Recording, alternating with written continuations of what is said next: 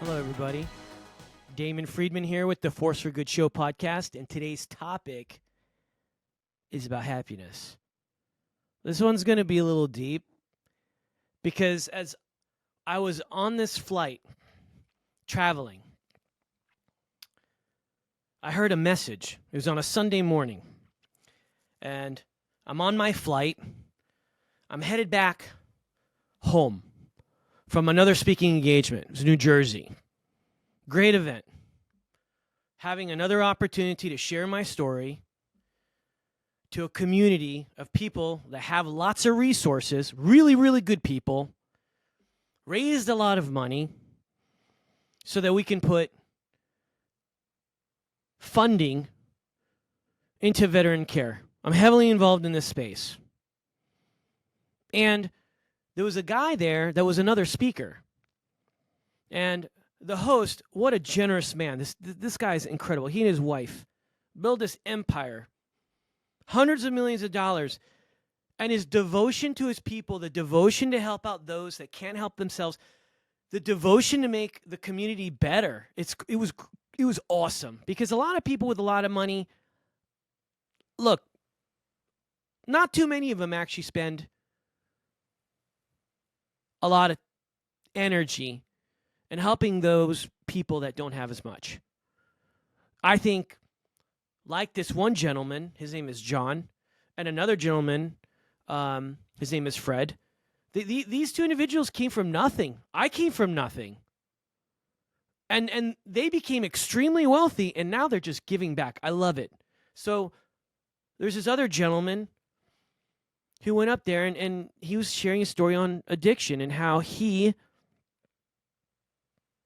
fell into hard times, became severely addicted to drugs, and how it just tore his whole family up and his whole life up. And then what he ended up doing was somebody helped him out. He went into a house, he got sober, and all of a sudden he realized, man, life is good. Did you hear what I said? Life is good. And he said something that blew my mind away.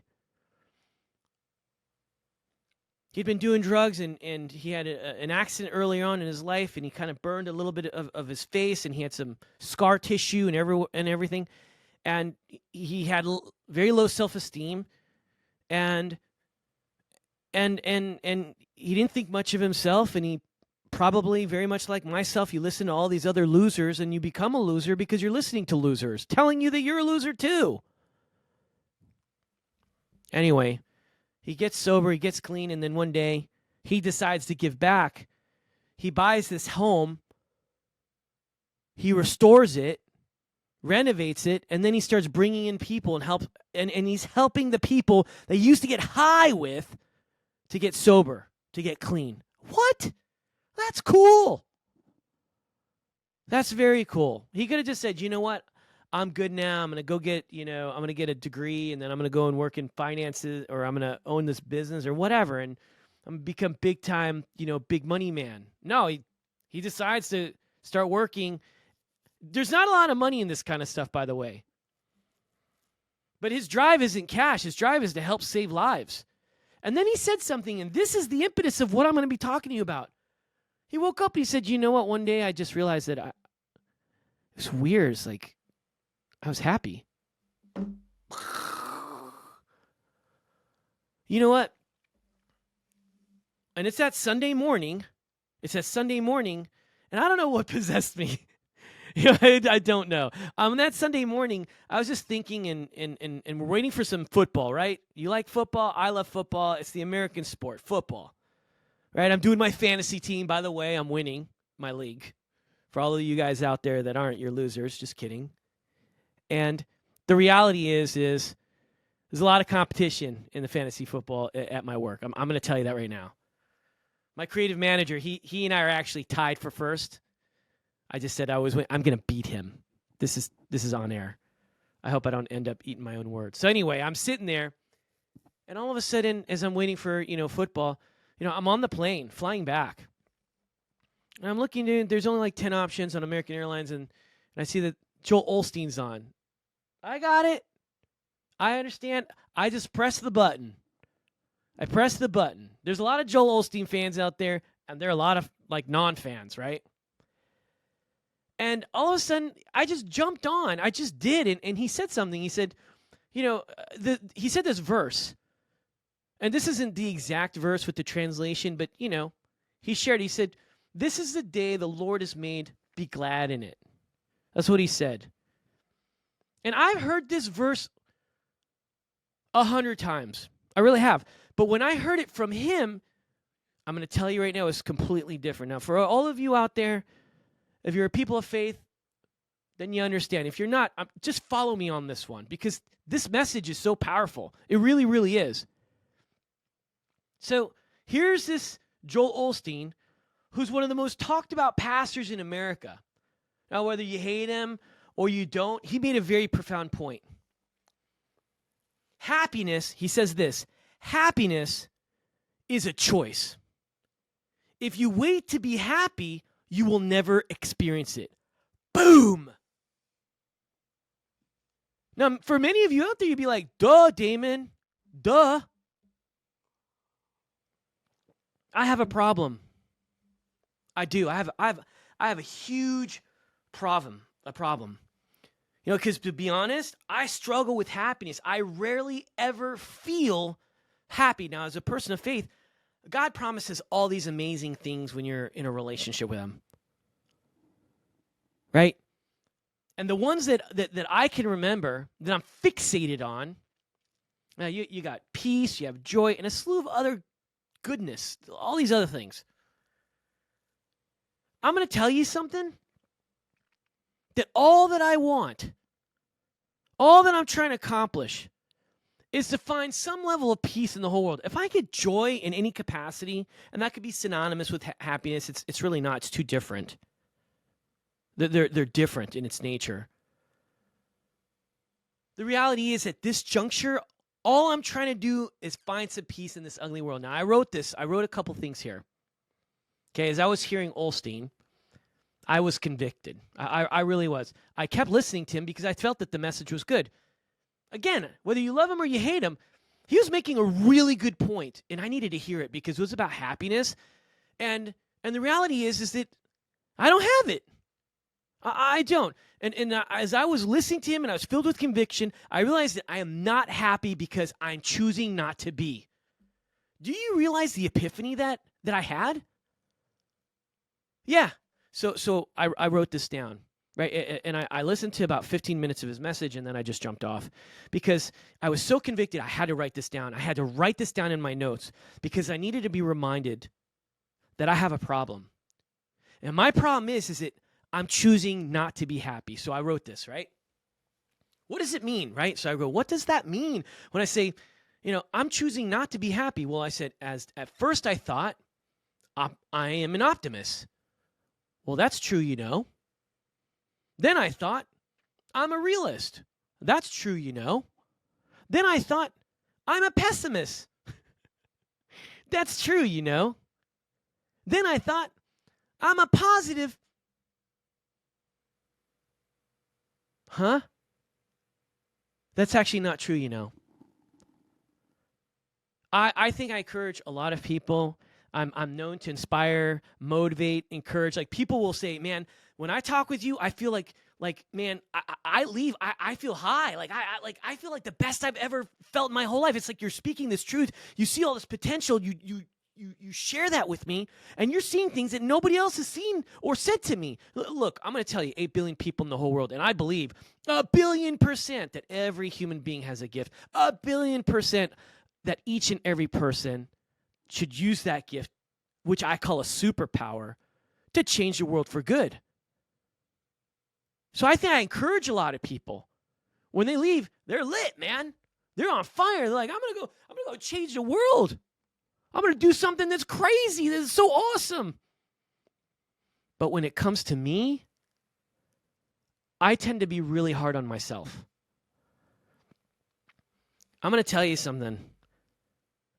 Whatever I accomplish, it's simply not good enough. I've been so blessed with an incredible career in special operations. I mean, I have extensive combat experience. I've been a commander, a squadron level, battalion level commander. I've been a director of future operations for the Middle East and Special Operations Command Central. Like, these are very prominent positions. And I got a chance to do that. Somebody selected me. I've received some honorable awards. Multiple Bronze Stars, one with Valor. I received the Spirit of Hope Award from the Secretary of Defense, Mattis. I've produced an award-winning film, nationally recognized. I have an academic resume like nobody's business. I mean, I've come from a long way, from a kid with nothing to getting a bachelor's, getting a master's, getting a doctorate, getting education at Harvard, like crazy. How'd that happen? I don't know. Somebody's looking out for me. Somebody has a vision. Somebody is empowering me, and I'm moving forward. But guess what? No matter how much I've accomplished, it's not good enough. It's not. I stink, man. I really, really do. You know, just recently, I realized that when I have a victory, I don't even celebrate it. I don't. And you know what? I just move on to the next challenge, and I realized something. I felt so bad while I'm on this plane and I'm typing this out. Like, I'm literally typing it out. I realized that I've hurt the people that are closest to me working with me. I cheated and gypped my staff. I've cheated and gypped my family. Because everybody's working so hard to make these things happen. It takes a team to make these monumental accomplishments come to life. It does. And as soon as I'm done and we win, I'm on to the next one. Everybody's tired, not me. Yeah, I don't even spend one moment celebrating it. Shame on me. Shame on me. How hard is it just to take a moment to celebrate with your team instead of just talking about the next mountain to climb, the next goal, right? Man, I tell you, I just move on to the next challenge, and honestly, it's just not fair. It's not fair to me. It's not fair to my family. It's not fair to the people that are working with me on my journey. And I'm choosing not to appreciate that moment. And for the goodness, like, honestly, I should be happy for those moments, because you know what I try to accomplish is big. I'm a dreamer, baby. I aim for the stars, man. And if I don't accomplish what I'm aiming for, I better land on the moon. Aim for the stars, land on the moon. So, as I was listening to this message, I kept writing this stuff down, and it's weird, right? So you get to choose every day whether you're going to be happy or you're going to be sad. Like, literally, when you get up in the morning, you're the one who dictates whether or not you're going to embrace the life that God has given to you, that you are on this earth. You can't change your height. You can't change your skin color. You can't change who your parents are. You can't change where you're born. You can't. You can't change your looks. You can't change your genetic makeup. You can't. This is who you are. And you get to embrace and who you are, or you could just keep fighting it. You could change your current circumstances if you don't like it. This is America, man. There's nothing you can't do in America. There really isn't. Land of the free, home of the brave. Like, we've got men and women fighting to death so that we can have our dreams. People are fighting all over trying to get to America, man. They have nothing, man. They got a bag of whatever, and that's all they got coming from their countries. Coming to America, your dreams will come true. If you work hard enough, you're going to accomplish it. Nobody's asking you to be an astronaut or a brain surgeon. I mean, there's like 9 Million things you could do in America to be very successful. So as I was listening, it was like, I'm hearing this. Listen, if some thoughts to consider, and this is the paradigm shift. If you want a home, and many Americans don't have one, if you want a home, but you live in an apartment, be happy you have a place to live. Not a lot of people have an apartment. I do a lot of humanitarian mission work all over the globe, and I'm here to tell you, at SOF Missions, when we first started out, we started deploying veterans with contractors and physicians, and we were going to Haiti right in the midst of the disaster. The Philippines, right in the midst of the disaster, the earthquakes, consuming all these. So many orphans just sleeping. I remember in Haiti, a bunch of orphans were just sitting there sleeping in clay. They haven't had any food for the last couple of days, and they're drinking water from a river where people are using the bathroom and washing their clothes. And when it's raining, the clay's all over them. They got no place to live. It's all about perspective. If you want a promotion, but you're in a job you don't like, be happy that you're making money. You know how many people don't have a job right now? You know how many people lost their job during the pandemic? Do you know how many people lost a lot of different things? You got a job, man. Look, not every job is great, but it's great you have a job. It is. In order for you to accomplish your dreams, to provide for your families, to provide for yourself, you got to have a job. So if you have one, be grateful that you do, that you have money coming in. You could change your circumstances at any time. Good work ethic. Get a little bit more education, a certification, get a little bit more experience, and jump on the job that you really want because you prepared yourself and you got it.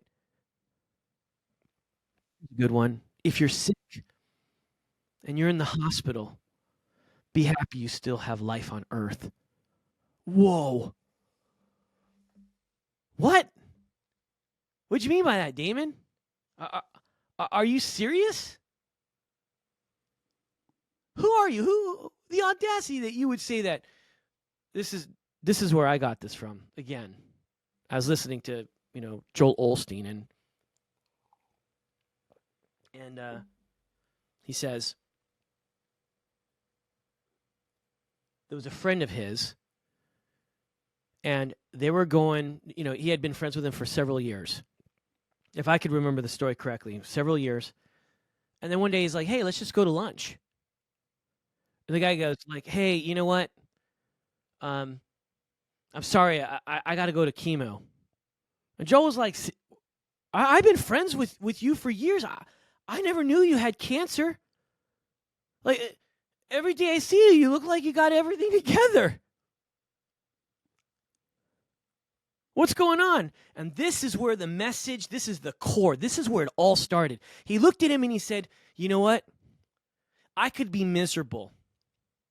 I could be down in the dumps. I could be saying, woe is me. I could be, and a lot of people with cancer struggle, but you get to make a decision every morning that you wake up. How do you want to live your life? Because you have that one day. He said, you know what? I'm blessed. I have a family. I have a spouse that loves me. I got healthy kids. I got a job. And even though this chemo thing kind of stops me every once in a while, my life is good. I got me a house. I got me a job. I got my family. I got my attitude. Every morning, he said, trust me, I get up. I purposefully and consciously make this decision to be happy. It's a choice. Now, I'm going to tell you right now, I don't listen to Joel Osteen, but the time that I did blew my doors off. What he said was very, very important. It was exactly what I needed to hear. And you know what I wrote? This is what I wrote. And I'm keeping this. I'm keeping this as a reminder. After much thought, I have a lot, and I'm telling you a lot. I have a lot. In fact, it was embarrassing. I wrote down everything that I had, and the list was so long, it was like literally, I'm pathetic. Many of you out there are the same way. You really are. You have a lot, but all you do is complain. You shortchange others when you're having victories, you struggle to celebrate and to really see the goodness in those current moments. You're like me. And it's sad because you're passing 1 year at a time, and before you know it, you're going to wake up, you're going to be old and in bed and in hospice. Assuming you get that far. Assuming. You never know how much time you have. So I wrapped all this up and I wrote this. I am very blessed. I have an awesome job, and I do. I don't even call this work. All the stress that I have is on me. I served 20 years. I got a pension. I got benefits. I get to speak all around the country, sharing my story, saving lives. I've got a nonprofit that provides free high-end medical care to veterans. Like, my vision is to have the premier medical facility for veterans in our country in 5 strategic locations around America. Like, this is what I get to do. I'm living the dream, baby. I have a magnificent home. I do. I've been super blessed. I saved every penny, never spent it. I saved every penny. I bought my dream house. It's awesome. Walk on in through the foyer. I got a chandelier. Who has a chandelier? I got the house for a really great price. Thank you, Mr. Homeowner that sold it to me. Good dude. A chandelier. I have a wonderful family. I do, man. I have such a wonderful family. And everyone is so healthy. And you know how it is. It's like your kids are your treasures. For those of you that don't have kids, you'll never completely understand it. But those that do, you understand it. I'm super proud of my son. I'm super proud of my daughter. And they're both very healthy. They're both very smart. They're strong. They're elite runners. They're incredible. There's nothing that they can't accomplish. It's amazing. And I have my good health. I've gone through a lot. I've sustained injuries. And I focus too much on them, on how it's affected me, how it limited me. I haven't focused on the fact that I'm in my 40s. And you know what? Overall, I know a lot of you are like, there's no way you're 40. I know. It's not a big deal. I've been sponsored by Oil of Olay for like a long time, so it's kept me young. I'm just kidding. But if Oil of Olay wants to sponsor me, I'm good with that too. Okay? I have my health. And my mom from San Juan, Puerto Rico, yeah, I look young because of her. That's right. And I got awesome hair. We won't even get into it, right? Some people have super like height. I got majestic hair. So that's the way it is. I'm not so tall, but I got some awesome hair. No, but seriously, I'm in great shape. And you know what? I have incredible purpose. I know exactly what I'm called to do in my life. Do you know how many people I speak around the country and people walk up to me and is like, man, I don't even know what my purpose is in life. These are people making millions of dollars a year. Millions. And they're lost. I'm not lost. I know why I'm on this earth. I know exactly what I'm called to do, and I'm fulfilling my purpose. That's awesome. I got my health. I got my fitness. I got my purpose. I got my family. I got my job. I got a great place to live. You know what? I wrote this down, and I said, I should be happy. And so today, I am choosing to be happy because it is a choice. What about you? My name is Damon Friedman, and this is the Force for Good Show podcast. Godspeed.